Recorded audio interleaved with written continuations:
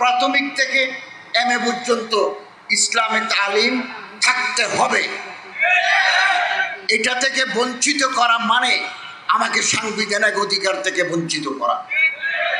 সরকারের গোয়েন্দা প্রধান আমার টাকায় তলব করেছে যে আপনি একবার ধর্মশিক্ষা নাই বলছেন। তো আমি বলেছি আপনারা তো পরীক্ষা রাখেন নাই, সামাজিক বিজ্ঞানের পরীক্ষা রাখছেন, গণিতের পরীক্ষা রাখছেন, ধর্মের পরীক্ষা রাখেন না। বললো আমরা ধর্ম তো ক্লাসে করাই, সামষ্টিক পরীক্ষা নেই। তো যার ফাইনাল পরীক্ষা দিতে হবে না সেই সাবজেক্টের গুরুত্ব থাকে না। এভাবে তারা ধর্মকে কোণঠাসা করে ফেলছে। সাংবিধানিকভাবে এই দেশের মুসলমানরা ইসলাম ধর্ম, হিন্দুরা সনাতন ধর্ম, বৌদ্ধরা বৌদ্ধ ধর্ম, খ্রিস্টানরা খ্রিস্ট ধর্ম, পাহাড়িরা নৃতাত্ত্বিক ধর্ম পালন করার তার সাংবিধানিক অধিকার রয়েছে। অতএব আমাদের শিক্ষা ব্যবস্থা থেকে প্রাথমিক থেকে এমএ পর্যন্ত ইসলামী তালিম থাকতে হবে। এটা থেকে বঞ্চিত করা মানে আমাকে সাংবিধানিক অধিকার থেকে বঞ্চিত করা। এবং কারা এগুলো করছে? যারা উদিসি, যারা রবনা বটমূলে গান গায়, তারা ছায়ানট করে অন্য সংস্কৃতি আমাদের উপর চাপিয়ে দিতে চায়। তারা এই শিক্ষা প্রণয়নের সাথে যুক্ত। We must be identified them. তত্ত্বাবধায়ক সরকার এসেছিল 2001 সালে, মাত্র 3 মাসের ভিতরে তারা একটা নির্বাচন করে নির্বাচিত গভর্নমেন্টের কাছে ক্ষমতা হস্তান্তর করবে। এই 3 মাসের ভিতরেও আমরা সরকারের ভিতরে ঘাপটি মারা নাস্তিক্যবাদী শক্তির আস্ফালন লক্ষ্য করেছি। 10টা সাবজেক্টে পরীক্ষা দিতে হবে, বাংলা, গণিত, সমাজ, পরিবেশ। এই কোনো সাবজেক্টের নাম্বার কমায় নাই, কেবলমাত্র ইসলামী শিক্ষাকে করছে 50 নম্বর। তো তুমি গণিত, সমাজ, বাংলা, ইংরেজি, পরিবেশ বিজ্ঞান 100, ধর্মকে করছে 50। এদেশের তৌহিদি জনতা যখন গর্জে উঠেছে তখন তারা এই সিদ্ধান্ত পাল্টাতে বাধ্য হয়েছে। আমাদের কথা মনে রাখতে হবে, আগামী দিনেও যদি আমাদের ধর্ম শিক্ষাকে সংকোচন করতে করতে দেওয়ালে পিঠ ঠেকায় দেয় তাহলে আমাদের আবার গর্জে উঠতে হবে। এবং আপনি বই খুলে দেখুন, আমাদের একটু খুলে দেখতে হবে ক্লাস 1 থেকে এইচএসসি পর্যন্ত কি সিলেবাস। সিলেবাসে দেখবেন ছায়ানটের ছবি, উদিসির ছবি, রমনা বটমূলের ছবি, মঙ্গল শোভাযাত্রা। আগে ইবতদায়ী মাদ্রাসার বই ছিল সালাম, আসসালামু আলাইকুম ওয়া রাহমাতুল্লাহি ওয়া বারাকাতুহু। এখন সালাম নাই, এখন হাই, হ্যালো, গুড মর্নিং। দেখছেন গোড়া কাটি দিচ্ছে আমাদের গোড়া। মাদ্রাসার আলিয়া পদ্ধতির মাদ্রাসার সিলেবাস আমি এদিন ফেনী থেকে নিয়ে আসছি। তবলার ছবি, হারমোনিয়ামের ছবি, ভিতরে আবার নৃত্য কলা, এরকম করলে আঙ্গুল এরকম, ওদিকে করলে এরকম। কদিন বললো যে প্র্যাকটিক্যাল করো। এই মাদ্রাসার ছাত্রদি নাচের প্র্যাকটিক্যাল ক্লাস করে। বইয়ের ভিতরে আছে লালন শাহ, মাদ্রাসা লালন শাহ। Who is Lalon Shah? লালন শাহ আমাদের আদর্শ নয়, আমাদের আদর্শ হযরত ওমর। লালন শাহ হিন্দু না মুসলমান? আমি তো কুষ্টিয়ার লালন আখড়াতে গেছি, আসর গেল, মাগরিব গেল, কেউ মসজিদে আসে নাই, মাগরিবের বারে সব কাজা হয়। লালন আমার আদর্শ নয়। বাউল সাদের লও বানাইলে মোরে বই রাখি। এই বাউল আমাদের বইয়ের ভিতরে, মাদ্রাসার বইয়ের ভিতরে, হারমোনিয়ামের ছবি মাদ্রাসার বইয়ের ভিতরে।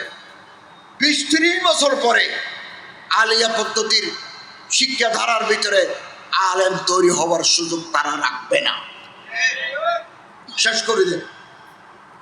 এবং বহু বিবাহকে বলছে অন্ধকার যুগ, একাধিক বিয়ে। ওই খিফতুম আল্লাহ তাআলা ফাওয়াহিদাতান, এখানে তো সুযোগ আছে, কিন্তু বহু বিয়েকে ওর ভিতরে বলছে এটা অন্ধকার যুগের কাহিনী। তাহলে ইসলামের শরীয়তের একটা ঐতিহ্যকে অস্বীকার করার সামিল। ব্রিটিশ বিরোধী আন্দোলনে বইয়ের ভিতরে আছে, ব্রিটিশ বিরোধী আন্দোলনে মুসলমানদের অবদানকে উল্লেখ করা হয় না। অথচ দিল্লি থেকে আম্বালা পর্যন্ত প্রতিটি গাছের সাথে দেওবন্দে আলেমদের লাশ তুলেছে। সেগুলি আল্লামা মাহমুদুল হাসান রহমতুল্লাহ আলাইহি আন্দামান মাল্টা দ্বীপপুঞ্জে ওনারে মেরেছে। ওনারে গোসল করার সময় দেখা গেল শরীরের বিভিন্ন জায়গায় দাগ। অবাক হয়ে গেল যে শরীরের বিভিন্ন জায়গায় দাগ কেন? তিনি বলেন আমারে নিষেধ করে গেছেন, উনি জীবিত থাকতে যেন আমি কথা না বলি। ভারতের স্বাধীনতা কোনোদিন হতো না ওলামায়ে দেওবন্দ যদি ময়দানে না থাকতেন। এটা আমাদের সিলেবাস থেকে সুকৌশলে বাদ দেওয়া হয়েছে, সুকৌশলে। এখন আমাদের দেশে যে পরীক্ষা হয় সেই পরীক্ষায় 5টা পরীক্ষা দিতে হবে। বাংলা মেট্রিক পরীক্ষা, বাংলা, ইংরেজি, গণিত, সামাজিক বিজ্ঞান, বিজ্ঞান, ধর্ম নাই। আমি আর্টিকেল লিখেছি, পোস্ট এডিটোরিয়াল লিখেছি। সরকারের গোয়েন্দা প্রধান আমার টাকায় তলব করেছে যে আপনি একবার ধর্মশিক্ষা নাই বলছেন। তো আমি বলেছি আপনারা তো পরীক্ষা রাখেন নাই, সামাজিক বিজ্ঞানের পরীক্ষা রাখছেন, গণিতের পরীক্ষা রাখছেন, ধর্মের পরীক্ষা রাখেন না। বললো আমরা ধর্ম তো ক্লাসে করাই, সামষ্টিক পরীক্ষা নেই। তো যার ফাইনাল পরীক্ষা দিতে হবে না সেই সাবজেক্টের গুরুত্ব থাকে না। এভাবে তারা ধর্মকে কোণঠাসা করে ফেলছে। তারপরে আবার ইন্টার একটা রাখছে আরবি। ক্লাস 1 থেকে আইয়ে পর্যন্ত যে আরবির আলিফ পড়ে নাই, সেই ইন্টারে গিয়ে আরবি পড়বে কি করে? সক্রেটিসকে দিলে সে ওতে ফেল করবে। গ্রিক ফিলোসফার আরস্তুকে যদি আনি দেন ইন্টারে যে তুমি আরবিতে জবাব দাও, তো অ্যারিস্টটল তো ফেল করবে। এটা হচ্ছে আই ওয়াশ। বলছো আমরা আরবি রাখছি, তো আরবি রাখছো ইন্টারে, 5-এ কোথায়, 6-এ কোথায়, 7-এ কোথায়, 8-এ কোথায়, 9-এ কোথায়, 10-এ কোথায়?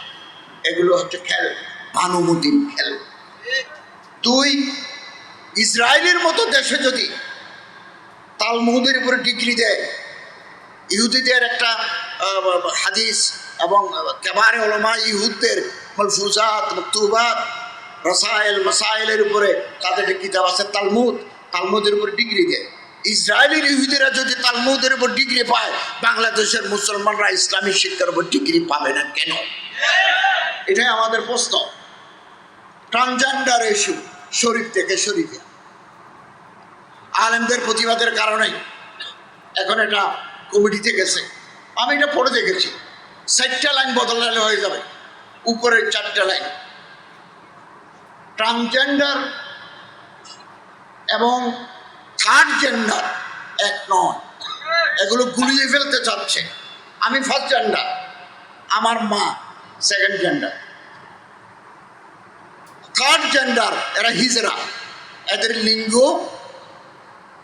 আল্লাহর পক্ষ থেকে সমস্যা আছে, খুনসা, মুশকিলা, প্রতিবন্ধী তাদের।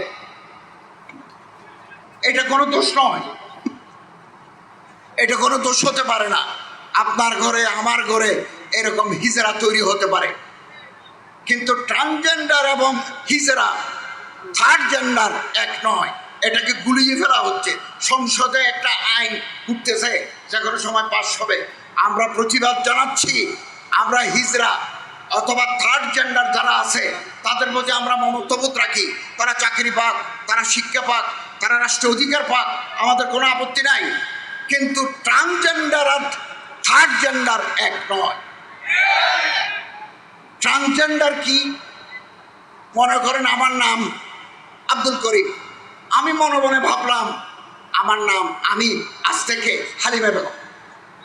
তারপর লম্বা চুল রাখলাম, কপালে টিপ দিলাম, ঠোঁটে লিপস্টিক দিলাম, ব্লাউজ গায়ে দিলাম, শাড়ি পরলাম, হরমোন ইঞ্জেকশন মারি, গলার কণ্ঠ মেয়েদের মতো করে ফেললাম।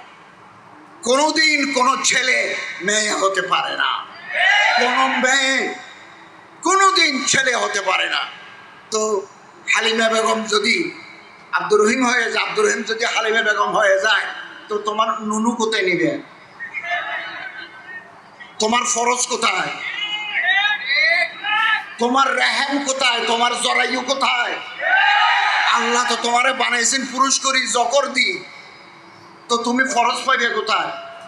এটা হচ্ছে সমকামিতা চালু করার আন্তর্জাতিক চক্রান্ত। এটা কমিটি হয়েছে, বছরের 5 মাস চলতেছে এবং এটা পড়ানো হচ্ছে। আমরা তীব্র প্রতিবাদ জানাচ্ছি। শরীফ থেকে শরীফার ওই সাইডলাইন বাদ দিয়ে হিজরাদের উন্নয়ন হোক, আমাদের কোনো আপত্তি নাই। হংকং খুব উন্নত দেশ, মানবাধিকার আছে, ভেজাল নাই, দুর্নীতি নাই, 52% মানুষ সমকামী। আপনি হংকংয়ের মতো দেশে, চীনের গুয়াংডং খালের এই পারে হংকং, 52% মানুষ সমকামী। আমাদেরকে, আমাদের যুব সমাজকে, স্কুল কলেজের ছাত্রদেরকে আবার সমকামিতা লেবায়াতের মতো ভয়াবহ গুণাতে লিপ্ত করার আন্তর্জাতিক চক্রান্ত এবং নূরানি পদ্ধতির শিক্ষা সব জায়গায় হাত দিচ্ছে। আমাদের জাগতে হবে, জনগণকে জাগাতে হবে। নূরানি সম্পর্কে বলা হচ্ছে যত্র তত্র নূরানি মাদ্রাসা হওয়ার কারণে প্রাইমারি স্কুলের শিক্ষক নাই, প্রাইমারি স্কুলের স্টুডেন্ট নাই। তো প্রাইমারি স্কুলের ছাত্র না থাকার জন্য নূরানি দায়ী নয়, প্রাইমারি স্কুলের শিক্ষা ব্যবস্থার ব্যর্থতা। নূরানি মাদ্রাসায় পড়লে লিখতে জানে, সমাজ জানে। আমি নূরানি মাদ্রাসার ক্লাস 3 পর্যন্ত বই নিয়ে এসেছি, লাইন বাই লাইন পড়েছি, চমৎকার। ওখানে দেশপ্রেম, আমাদের গাছপালা, আমাদের ফুল, আমাদের নদী, আমাদের স্বাধীনতা নিয়ে কথা আছে, বাংলা, ইংরেজি, হাতের লেখা সুন্দর। এগুলোকে বন্ধ করার জন্য একটা চক্রান্ত চলছে, আমরা এটা হতে দেব না।